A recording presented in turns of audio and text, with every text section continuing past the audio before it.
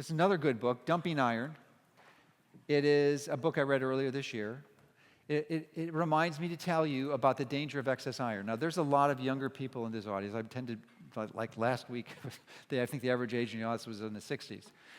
But premenopausal women, this is not an issue. Children, this is not an issue. If anything, you're iron deficient. But almost everyone else, almost every adult male over 16, it's 18, and all postmenopausal women, stop menstruating, you probably have too much iron. Why is it an issue? Would you like to know? Okay. This is serious problem. They've shown people who donate their blood have lived significantly longer. This is the reason why premenopausal women don't have heart attacks as much as men. The mechanism on a molecular basis is when you eat food, food is a source of electrons, okay? That's what it does. It gives you electrons. Did you know that? That's what it does. It's a source of electrons. Those electrons go and get funneled into the mitochondria. Some require transport proteins to get there, or they get metabolized.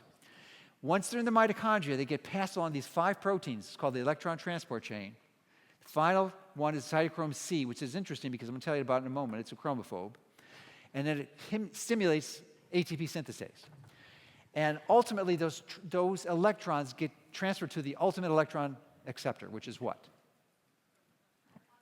Oxygen, that is correct. And it forms water. So in that process, it generates ATPs. Here's the deal. Remember, I told you carbs are a dirty fuel, right? You generate excessive reactive oxygen species. Fats are the clean ones. Well, whatever you're eating, you're going to have a lot less if you're eating fats. But if you have high iron, there's a reaction called the Fenton reaction that occurs in the mitochondria that when you go from these, because there's a certain percentage, more of a percentage when you're eating carbs, that go to reactive oxygen species. First it goes to superoxide, then it goes to hydrogen peroxide, and then if you have a high iron, the iron combines with the peroxide, and it forms hydroxyl free radical, which is the most toxic free radical known to man. So now you probably need some. Remember, you need some reactive oxygen species, but you don't need too many, and that's what you get if you have high iron. My dad almost died from this. I have a genetic hereditary anemia called thalassemia, and I was going to die prematurely for it.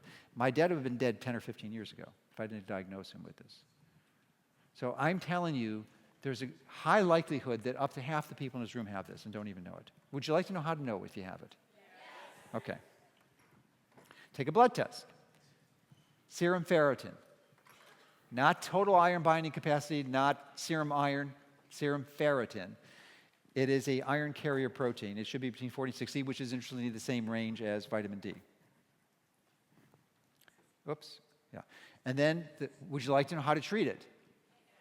You donate your blood. That's a simple thing. So if you have, half of the people are unable to donate blood for whatever reason. So you have your doctor write your prescription for a therapeutic phlebotomy, and you get it done. Typically two or three times a year will, no question about it, invariably almost everyone increase how long you're going to live.